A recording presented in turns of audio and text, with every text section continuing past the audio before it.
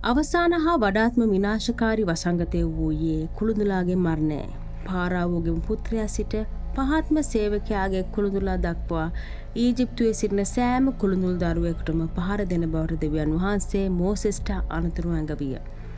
ඊශ්‍රායල් වරුන්ව ආරක්ෂා කරන්න දෙවියන් වහන්සේ පාස්කුව පිහිටැව්වා.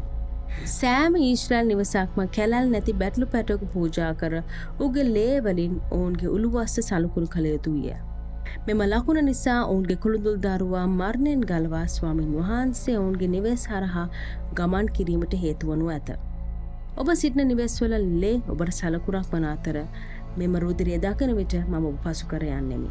මා මිසරට පහර දෙන විට කිසිදු විනාශකාරී වසංගතයක් ඔබ ස්පර්ශ නොවනු ඇත. කුළුඳුලාගේ මරණය අවසානයේ පාරාවෝගේ ප්‍රතිරෝධය බිඳ දැමීය.